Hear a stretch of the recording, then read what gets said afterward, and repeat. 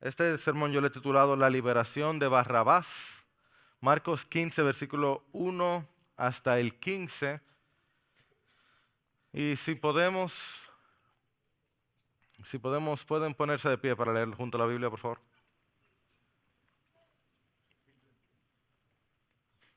Qué regalo tenemos, la Biblia en nuestro idioma, de poder leerla juntos. Qué bendición. Esta es la palabra de Dios. Muy de mañana los principales sacerdotes prepararon enseguida una reunión con los ancianos, los escribas y todo el concilio. Y atando a Jesús, lo llevaron y lo entregaron a Pilato. ¿Eres tú el rey de los judíos?, le preguntó Pilato. Tú lo dices, respondió Jesús. Y los principales sacerdotes lo acusaban de muchas cosas. De nuevo Pilato le preguntó, ¿no respondes nada? Mira de cuántas cosas te acusan. Pero Jesús no respondió nada más, de modo que Pilato estaba asombrado. Ahora bien, en cada fiesta Pilato acostumbraba a soltarles un preso, el que ellos pidieran. Y uno llamado Barrabás había sido encarcelado con los rebeldes que habían cometido homicidio en la insurrección.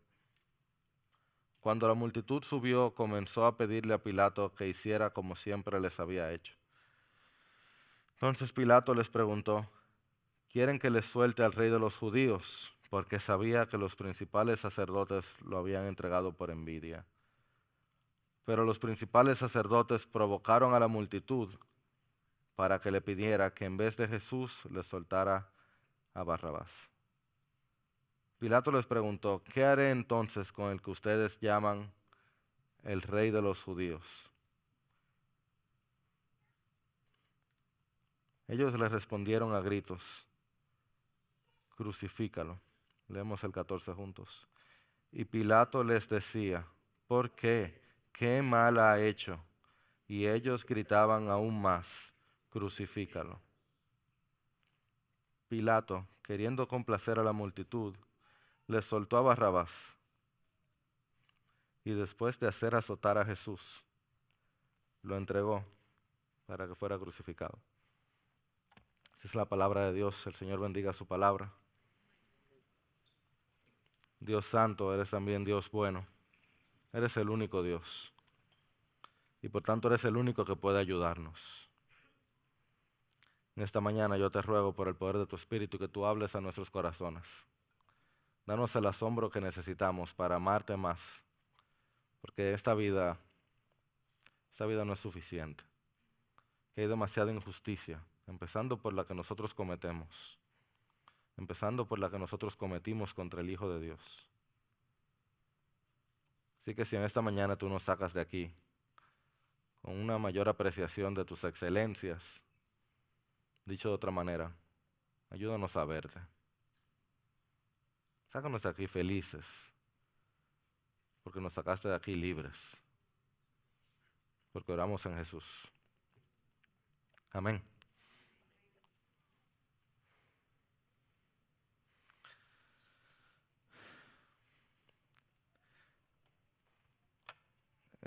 Se me olvidó decir, el varón que están visitando, mi nombre es Jairo Namnun, soy pastor aquí en Piedra Angular. Y estamos haciendo una serie a través del libro de Marcos que iniciamos hace un año y alguito, llamado Y al Instante, que nos va llevando por diferentes momentos, diferentes situaciones, pero Cristo sin fallar es arrestado. Y el regalo de ser pastor, el regalo de ser iglesia, es que no hay que inventarse nada. Gracias a Dios la iglesia no tiene que crear o renovar su doctrina. Nosotros como iglesia Piedra Angular, hay 800.954, un número real, no sé si es verdad iglesia, de iglesia que se llama Iglesia Piedra Angular. Cornerstone Church, hay una en cada esquina en Estados Unidos. Y aquí en Dominicana, el nombre oficial de Iglesia Piedra Angular es Iglesia Cristiana Piedra Angular de Santo Domingo, porque había como 5 iglesias Piedra Angulares. Todito le metían un Jesucristo Agua Viva, un asuntico por ahí, pero había muchas otras iglesias que tenían el nombre Piedra Angular. No es un nombre único y sui generis. Hay diferentes denominaciones, diferentes expresiones en diferentes países, pero hay una sola iglesia. Es la iglesia de Cristo, el pueblo de Dios. Solo para que sepan, lo que significa católico es universal. Lo que pasa es que aquellos cogieron el nombre primero, pero la iglesia católica con C mayúscula significa iglesia universal. Hay una iglesia en verdad. Cuando el cielo no ve y dice, mira cuánta iglesia hay, se armó un lío. Hay una iglesia, un pueblo de Dios. Porque hay una sola fe. Porque hay un solo Dios y un solo Señor. Y desde muy temprano la iglesia delimitó cuáles son los bordes de lo que llamamos la ortodoxia. O sea, que hay que creer para ser cristiano y para ser un cristiano saludable. Y esos bordes tú lo puedes marcar de diferentes maneras. Sin lugar a duda la Trinidad es esencial y la centralidad del Evangelio para poder crecer, pero lo que hemos visto por miles de años ya es lo que la iglesia llama los credos. Los credos, que son como los resúmenes de nuestra fe que todo cristiano debe poder afirmar. En nuestro país la mayoría de ustedes conoce el credo de Constantinopla, creo en un solo Dios. Nada, se lo saben, ¿verdad? Algunos, más o menos, lo tienen por ahí por la cabeza. Y ese es el segundo credo más famoso, pero el primer credo, el más básico, se escribió mucho antes, 200 siglos antes de ese. Digo, no diciendo que aquel es malo, nada de malo con el credo de Constantinopla, no estoy diciendo nada así. Pero que aquel es más antiguo todavía, y van a darse cuenta ahora cuando lo veamos. Es el primer credo y llamado el credo de los apóstoles. ¿Alguno de ustedes lo conocen? Este es el momento de la doñita brillar. Aquí mis hermanas, las abuelas, claro que yo conozco el credo de los apóstoles. Por supuesto. Mírenlo en pantalla, es una buena parte. Dice, creo en Dios, Padre Todopoderoso, Creador del cielo y de la tierra. Están haciendo el credo conmigo. Y en Jesucristo, su único Hijo, concebido del Espíritu Santo, nació la Virgen María. Dice que también Él fue crucificado, muerto y sepultado, descendió a los infiernos. ¿Y eso qué significa, pastor? El Q&A me pueden preguntar. El tercer día resucitó entre los muertos, subió al cielo, sentado a la diestra, vendrá al fin. O sea, eso los cristianos lo creen. ¿Cuánto dicen amén? Uno no inventa con eso. La parte interesante de este credo es que como que en el medio de pronto dice, padeció bajo el poder de Poncio Pilatos. O sea, todo el credo está apuntando a Dios y su persona, a Cristo Jesús, su nacimiento. Y como que en el medio aparece de pronto Poncio Pilato. ¿Qué hace Pilatos aquí? ¿Cómo llegó Pilatos a inmortalizar su nombre en el primer y principal credo de la iglesia? ¿Y por qué eso no importa a nosotros hoy? Pues esta es nuestra hoja de ruta. Vamos a ver primero el prefecto de Israel. El prefecto de Israel. Segundo, la confesión de Pilato. Y tercero, el clamor de la cruz. Prefecto, confesión y clamor. Y esa es nuestra idea central. Quédate con esto.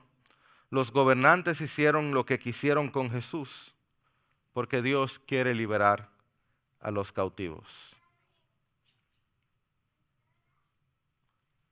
Hicieron lo que quisieron porque Dios quería algo más. ¿Listos? Hubo un hombre aquí que adelante, bueno, por ti. Tú dijiste ese amén con tanta fuerza que voy a decir que están listos. Él es nuestro sustituto. Empecemos entonces viendo el prefecto de Israel. Nuestro texto inicia diciendo, muy de mañana los principales sacerdotes prepararon enseguida una reunión con los ancianos, los escribas. Y esta palabra la vimos bastante la semana pasada, la vamos a hablar ahora otra vez. Todo el concilio. ¿Recuerdan quién es todo el concilio? El Sanedrín. Fíjate tú ahora. Ustedes tienen aquí unos dos mediadores encendidos, déjame decirle. El Sanedrín, que es el grupo, la Suprema Corte de Justicia de Israel. Si hablamos la semana pasada, la corte no debía reunirse de noche y ellos lo saben, hicieron un juicio ilegal. Y ahora por si acaso, para cubrir su asunto, se reúnen de mañana también, muy de mañana, para confirmar lo que hicieron antes. Ellos no lograron nada, humanamente hablando, no lograron nada legalmente hablando. ¿Por qué? Porque todos los testigos que ellos lograron juntar contra Jesús se contradecían uno con otro. No lograron ningún testimonio que se quedara contra Jesús. Porque él nunca había hecho nada malo. Es increíble eso. Juntaron a todo el mundo, los 3 años de ministerio. ¿Tú te imaginas que alguien junte toda la gente que te conoce a ti con la Suprema Corte de Justicia? ¿De verdad tú crees que tú vas a salir libre? Oye, Señor, gracias por tu misericordia. Juntaron a todos los testigos que pudieron y todos se contradecían. Nadie conseguía cómo criticar a Jesús, excepto que ellos lograron que Jesús dijera que él era ¿qué? El Cristo. Él confesó la verdad, que él era el Cristo, el que venía a juzgar a Israel, el que estaba sentado a la diestra de Dios. Eso sí lo confesó. Y eso, en la mente de los judíos, y en verdad, según la ley romana, sí podía ser considerado una pena, hasta una pena capital. ¿Por qué?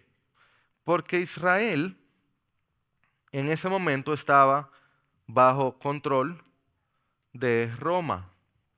Y el Cristo era hijo de David. Y David, si tú conoces su historia bíblica, era el mayor rey de Israel. Entonces, si Cristo era hijo de David, Cristo era conocido como un candidato al trono. Dicho de otra manera, el Cristo era el rey. Era a él que le tocaba el reinado. Por tanto, esta gente, por eso fue que, lástima que no se lo puso en pantalla, pero lo puedes ver en tu Biblia aquí mismo. El versículo 63, lo tienen ahí. Dice el sumo sacerdote: ¿qué necesidad tenemos de más testigos? Luego el 64 dice: han oído la blasfemia, pero eso es después. Lo que él está diciendo cuando él se rasga la ropa es: yo tengo lo que yo necesitaba. Yo no necesito más testigos. Ya yo tengo mi acusación contra el Cristo. ¿Cuál? Pues la que Pilato va a hacer.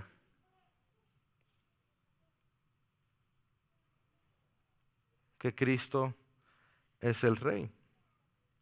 Y por eso ellos van y lo entregan a Pilato,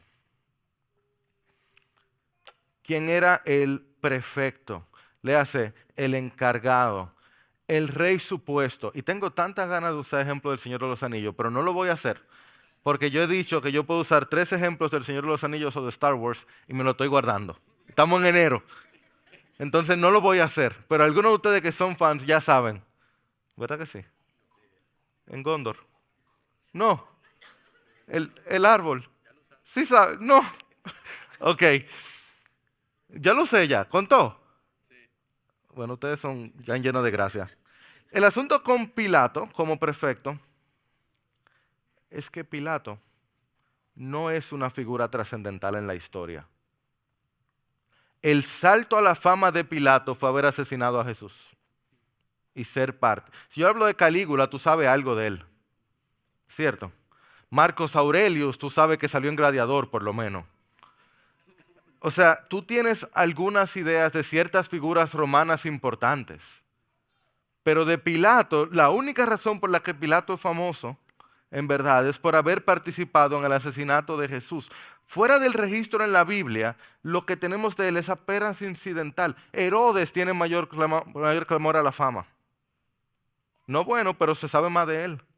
Y Pilato aparece aquí en Marcos y aparece otra vez como de refilón al final del capítulo. Pero esto es lo que sabemos de Pilato. De Pilato fuera de ahí se sabe que él fue prefecto sobre Judea entre el año 26 y 36. 10 años le fue bien, que duró 10 años, porque nunca le iba bien a la gente en Judea. Los judíos, gracias a Dios, en eso son bien. Se sabe que él vivía en Cesarea, no en Judea, donde está Jerusalén, pero cuando hay fiestas siempre tenía que subir a su palacio, al pretorio se llamaba. Sí se sabe de Pilato que era terco, muy terco, y se sabe que era de mano dura también. A tal punto que Josefo dice, Josefo es el historiador principal de los judíos que tenemos de esta época, dice que Pilato tuvo que ir a rendir cuentas a Roma porque se le fue la mano en una. Mató demasiadas personas en una insurrección que hubo en Samaria. Mató tanta gente que en Roma lo llamaron y le dijeron, hey, bájale algo, por favor. Y Eusebio, que es el historiador cristiano más principal que tenemos en los primeros siglos de la iglesia, Eusebio dice que Pilato terminó suicidándose por la vergüenza que sintió. No por lo que le hizo a Jesús, sino por lo mal que le fue siendo prefecto. O sea, Pilato no es una persona como que, oye, quien mató a Jesús fue un. Algunos dicen que era pusilánime, todos dicen que era terco. Qué salto a la fama. Este es un gobernante que actúa bajo los poderes de este mundo, que busca la ciudad de los hombres, no la ciudad de Dios. Muy apropiado que sea él quien termina decidiendo la suerte del Salvador del mundo, el Rey de los hombres, Rey de los judíos. ¿Verdad que es el reino al revés? Si él supiera quién él tenía al frente, en un sentido él lo sabía. Mira su confesión. Mira su confesión. Versículo 2, él dice, ¿eres tú el Rey de los judíos? Dice, ¿eres tú? Entonces dice, el Rey de los judíos. ¿Eres tú el Rey de los judíos?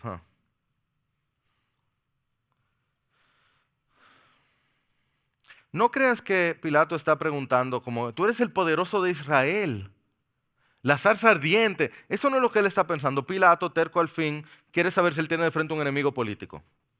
Él quiere saber si este es alguien que él necesita controlar. Él quiere asegurarse, ten en cuenta que él está lidiando con 70 hombres, con un Sanedrín, con un Anás y Caifás. Es un político.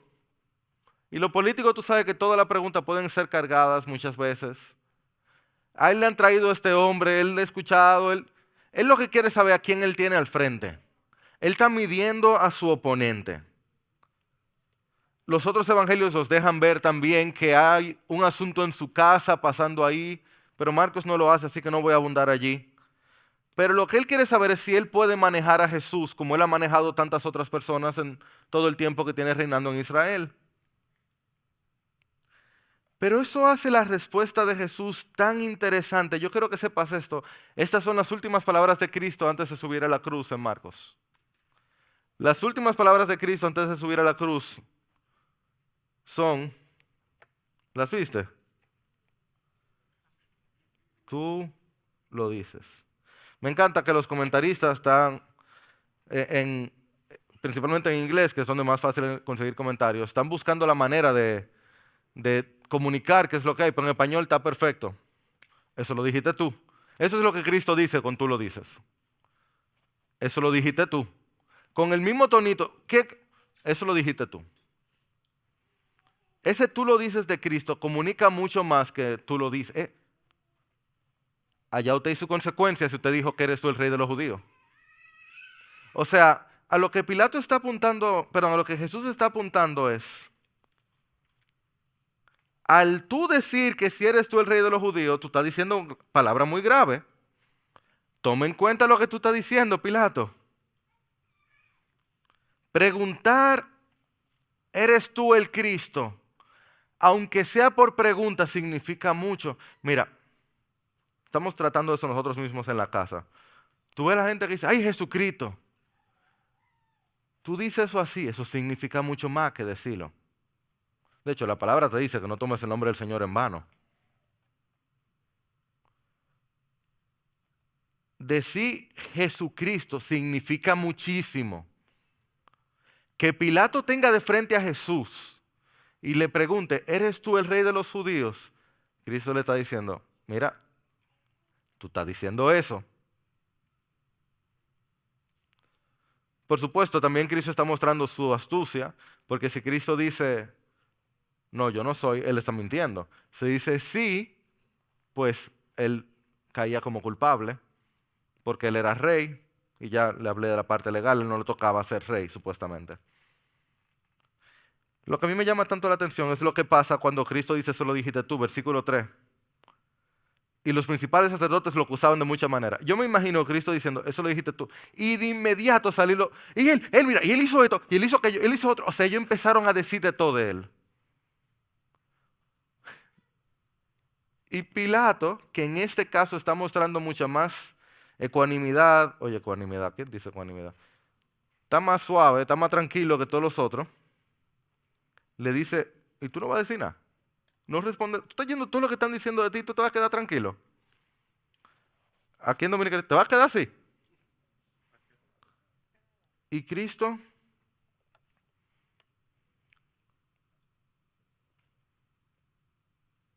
dicho sea de paso, aquí hay una enseñanza para nosotros. Cristo no dijo nada y Pilato quedó asombrado. O sea, él no tenía ni que decir nada y dejaba a los otros boquiabiertos. A veces uno habla de más, ¿verdad que sí? ¿Te ha pasado? ¿Cuántas veces tú te has arrepentido de hablar de más? ¿Cuántas veces te has arrepentido de quedarte callado? Excepto de no predicar el evangelio. Te has sentido mal por no predicar el evangelio. Pero a veces uno se pone a defenderse y uno termina.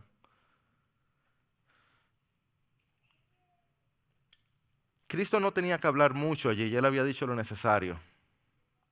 Su misma persona y sus palabras anteriores ya eran suficientes. El asunto es que para Pilato, ese no era el momento de estar solo asombrado, era momento de tomar una decisión. Hay momentos donde el asombro no es suficiente, hay que actuar. Te estoy hablando a ti. Hay momentos donde el asombro no es suficiente, es momento de tomar una decisión. Me recuerda mucho este momento a una alegoría que leí de las Crónicas de Narnia, del autor C.S. Lewis. Hay un encuentro entre un adolescente y el león que representa a nuestro Salvador. Les leo. ¿No tienes sed?, dijo el león. Me muero de sed, dijo Jill. Entonces bebe, dijo el león. Yo pudiera pedirte que te vayas mientras bebo. El león respondió solo con una mirada y con un gruñido muy tenue. Y mientras Jill contemplaba su volumen inmóvil, se dio cuenta de que también podría haber pedido a toda la montaña que se hiciera a un lado para su conveniencia. Mientras el delicioso sonido del arroyo la estaba volviendo casi frenética. ¿Me prometerías no hacerme nada mientras yo me acerco?, le dijo Jill. Yo no prometo tal cosa, dijo el león. Jill tenía tanta sed que sin darse cuenta había dado un paso más cerca. ¿Comes niñas?, le preguntó. Yo me he tragado niños y niñas, hombres y mujeres, reyes y emperadores, ciudades y reinos. Él no lo dijo como si estuviera gloriándose o si estuviera arrepentido o si estuviera molesto. Simplemente lo dijo. Es que no me atrevo a ir y beber, dijo Jill. Entonces morirás de sed, dijo el león. Pero no puede ser, dijo Jill, dando un paso más hacia adelante. Supongo que iré a buscar otro arroyo. No hay otro arroyo, dijo el león. Pilato no entendió que no hay otro arroyo. No hay otro arroyo. No hay otro rey. Ese momento para Pilato no era para quedarse asombrado. Era para ver cómo los 70 estaban allá buscando acusarlo. Y él decir, no, yo necesito saber más. Suéltemelo y déjame hacerle más preguntas. Si tan solo Pilato hubiera creído lo que él confesó, él se hubiera dado cuenta a lo que lleva esa confesión, que Jesús, el Cristo, no es solo rey de los judíos, es el rey de todos los hombres, es el salvador del mundo. Y Pilato hubiera encontrado allí la salvación de su alma. Y él hubiera escuchado el clamor de la cruz.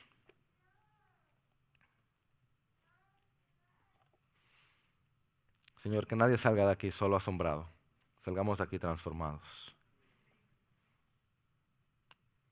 Los próximos versos son tan dolorosos. Dice que en cada fiesta había una costumbre de soltar un preso. Una costumbre muy interesante en ese tiempo ahí en Jerusalén.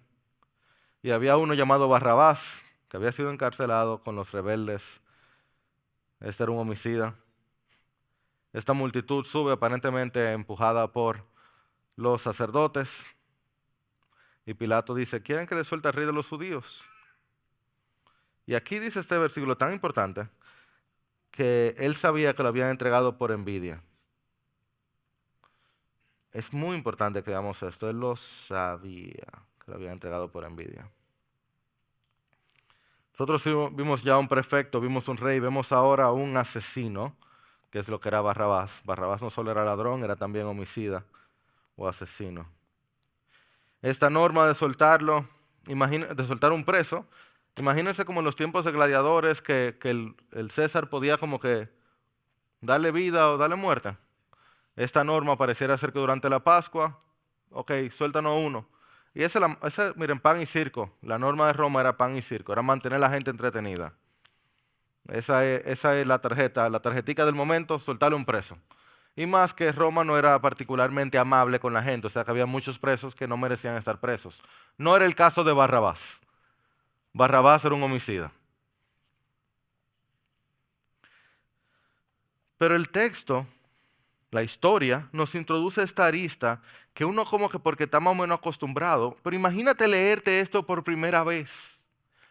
Si tú has estado leyendo Marcos, y quizás es momento de dejárselo saber, Marcos escribió para un público romano. Imagínate la primera iglesia o cuando este evangelio iba corriendo, la gente leyendo esta historia y ha escuchado de Cristo por primera vez. Y de pronto se encuentra que las opciones son Cristo y Barrabás. Un hombre, Jesús, que todo el tiempo ha hecho bien a todo el mundo. Que cada persona que se ha encontrado con él sale transformada para bien. Que ha sanado a los enfermos, ha liberado a los endemoniados, ha hecho que los ciegos vean, ha perdonado los pecados, ha recibido a los pobres, ha alimentado a los más hambrientos en todo sentido de la palabra. Que literalmente ha resucitado a los muertos. Y que ahora yo tengo que Pilato dice que él sabe que lo tienen preso por envidia. Ese es uno, Jesús el Cristo.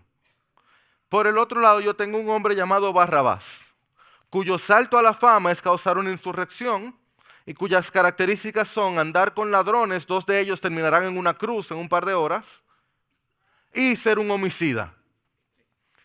Opción A y opción B. De calle gana Jesús, ¿no es cierto? Es como obvio. Y toda la gente que él le dio pan. Y toda la gente que él sirvió. Es más, físicamente Jesús tenía que verse mejor. Uno se imaginaría. Uno pensaría que eso como que, eso está fácil. ¿Cómo pierde Jesús esta? No hay forma, excepto que los principales sacerdotes provocaron a la multitud y Pilato, terco, pusilánime, necio,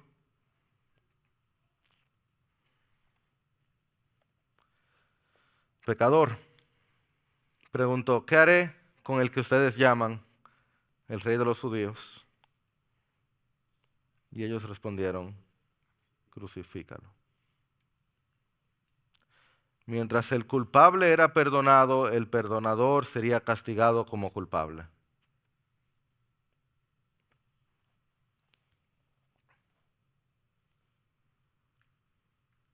Escucha a Agustín comentando este hecho. Agustín decía, el criminal escapó, Cristo fue condenado. El culpable de muchos crímenes recibió un indulto. El que había remitido los crímenes de todos los que confesaron fue condenado. Y sin embargo, la cruz misma fue también una sala de audiencias, porque en el medio estaba el juez de todas las cosas. Tú puedes ver que hay algo sobrenatural pasando allí. Alguien me preguntaba eso la semana pasada. Es que Dios estaba haciendo algo. Porque nunca se ha cometido tal injusticia como la que se ejecutó contra Cristo y nunca una ejecución pudo traer tanta libertad.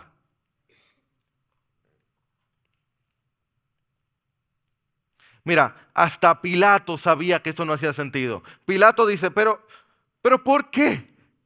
Terco, pusilánime, necio, pecador. ¿Qué mal ha hecho? ¿Pero qué fue lo que le hizo? Y la multitud gritaba más, crucifícalo.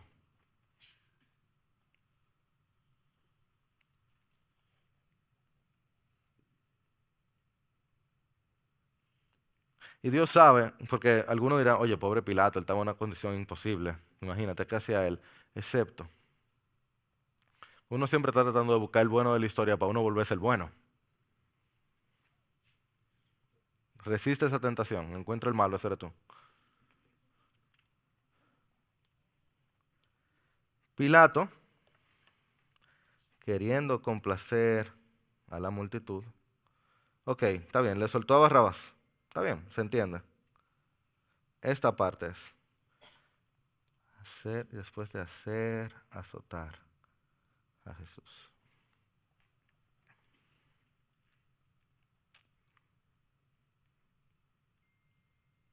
Esa es la manera que Pilato sella su destino en el credo.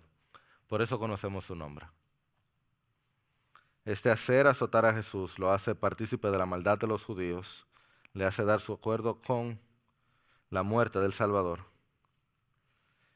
pero él lo hace azotar. Los látigos de los azotes eran látigos hechos de piel. Nosotros no entendemos el peso que tiene un látigo hecho de piel, gracias a Dios. Porque ya di que hoy como gentle parenting. Uno no entiende lo que un buen correazo ya, ¿verdad? Pero pero el látigo. Nadie debería entender un látigo de piel. Nadie, nunca. Un látigo de piel. Pero eso no es todo. La razón por hacer azotar a esto era para que el procedimiento luego fuera más corto. A las mujeres no se le hacía azotar, porque regularmente el azotamiento era fatal. Porque no solo se daban los látigos de piel, sino que regularmente en sus bordes tenían huesos, o al menos piedras,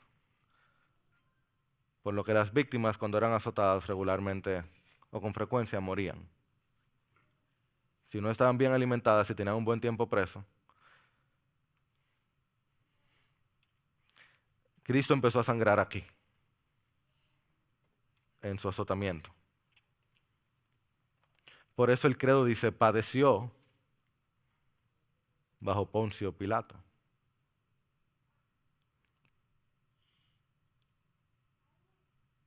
Dios tenga misericordia. Y la palabra siendo siempre inspirada por nuestro Santo Dios, nos muestra a Jesús silente, en control siempre, silente, como cordero. Como cordero, lo cual habla de que es inocente. O dicho de otra manera, Él fue herido por nuestras transgresiones, molido por nuestras iniquidades. El castigo por nuestra paz cayó sobre Él, y por sus heridas hemos sido sanados. Todos nosotros nos escarriamos como ovejas, nos apartamos cada cual por su camino, pero el Señor hizo que cayera sobre Él la iniquidad de todos nosotros. Fue oprimido y afligido, pero no abrió su boca. Como cordero que es llevado al matadero, y como oveja ante sus trasquiladores, permanece mudo. Él no abrió su boca, porque el castigo por nuestra paz fue sobre él. Él no abriría su boca.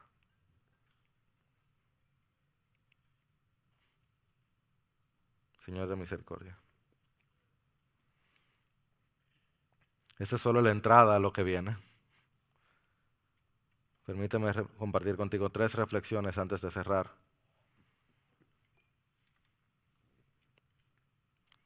Primero quiero decirte es que el temor al hombre es un lazo. Reflexionen esto conmigo, por favor.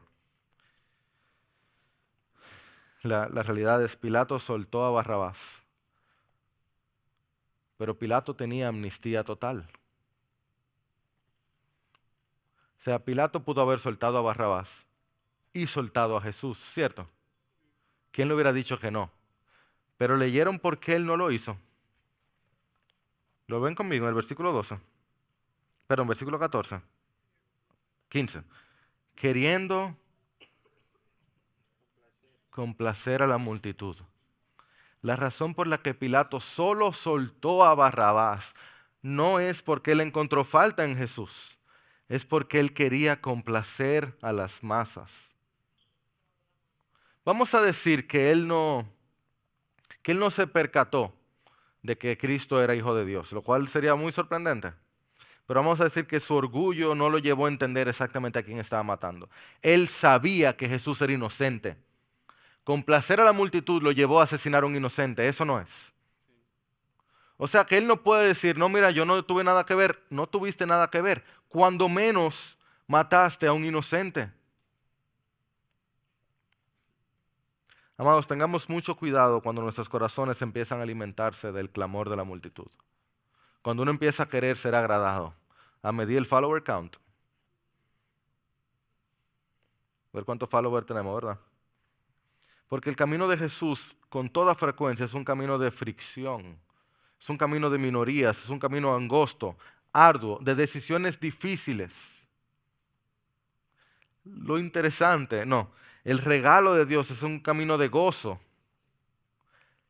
y de integridad y de conciencias limpias. Porque ¿de qué te vale ganar el mundo entero y no poder dormir de noche? O más como lo dice Cristo, perder tu alma. El temor al hombre es un lazo. Reflexionemos también en la necesidad de paciencia que tenemos en un mundo injusto. Dios me ministró bastante ayer mientras yo pensaba en esto, al leer el sermón, habiendo sufrido injusticia en la vida, en juegos, en el día a día. Porque solamente necesitamos vivir lo suficiente para sufrir injusticia. ¿Es o no es? O sea, son pocas las cosas que nos hacen sentir de menor valor que cuando son injustos con nosotros. En lo que sea, cuando uno siente la injusticia, uno se siente impotente, se siente molesto, se siente inerte, uno se siente como que uno vale menos. Y eso es una rabia, pero no como de que uno coge un pique, es como una rabia interna. ¿Es o no es? Estoy solo aquí. Ustedes saben que es verdad, ¿verdad? Y luego yo pienso, mira al Señor Jesús. Tú no lo ves ni volcando mesas, ni diciendo, ustedes van a ver cuando yo venga en mi reino, como lo voy a explotar todito. Nada de eso. Él está en absoluto y total control, tratado con la mayor de su justicia, y sin embargo Él no perdió su dignidad y no perdió su honra. Él siguió siendo quien Él es. Él no actuó tempestivamente, no actuó airadamente, Él no dudó quién Él era por el amor del Padre sobre Él. Y nosotros, te voy a ser totalmente franco, nunca sufrimos una injusticia absoluta. De este lado de la gloria, todo lo que nosotros recibimos es gracia. Si tú no estás en el infierno, usted está recibiendo gracia. Una y otra vez, día tras día, somos receptores de gracia. Si en algún momento te tocó algo que tú dices, pero yo merezco más de ahí. Mira cómo lo decía Cipriano en el siglo III. Qué gran paciencia hay en aquel que es adorado en el cielo y aún no se ha vengado en la tierra. Eso sí es verdad. Pensemos en su paciencia, queridos hermanos y hermanas, en nuestras persecuciones y sufrimientos, y demostremos toda obediencia, inspirados en la expectativa de su venida. No nos apresuremos con la prisa impía y desvergonzada en defendernos ante el Señor. En otra palabra, cógelo easy. Recuérdate a ti mismo que mira todo lo que Cristo pasó y tú sigues respirando. Pilato siguió vivo ahí después de esa. Y no solo Pilato siguió vivo, sino que Barrabás salió limpio. Yo me imagino la fiesta que hizo Barrabás esa noche. Lo cual me recuerda, en tercer lugar, me lleva a pensar en cómo el verdadero éxito es celestial. A mí me llama muchísimo la atención que Pilato dice, el versículo 10 dice que Pilato sabía que los sacerdotes le tenían envidia y por eso lo tenían preso. En ese momento, ¿cómo Pilato? ¿Envidia de qué?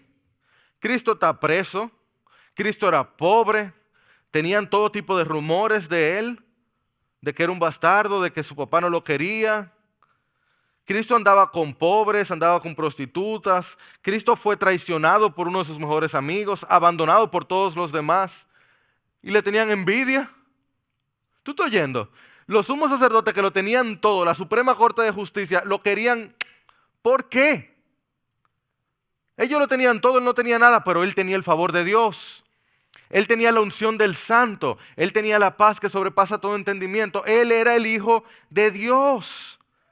Eso no se compra. Eso no es poder terrenal. Eso tú no lo consigues de ninguna manera que no sea que Dios te lo da. El verdadero éxito viene de arriba, no de los lados. No se compra, no se consigue, no se alcanza con tu obediencia. Se recibe por gracia. Mira a Barrabás, el que ganó en esta historia. ¿Qué hizo Barrabás? Asesinar, robar, matar y ganar un concurso de popularidad sin él haber logrado nada para ganarlo. Y Barrabás salió libre. ¿Por qué? Porque ese era el plan de Jesús. Ese era el plan de Dios. Liberar a los Barrabás. A ti y a mí. A los ladrones, mentirosos, adúlteros, homicidas, merecedores del castigo de Dios.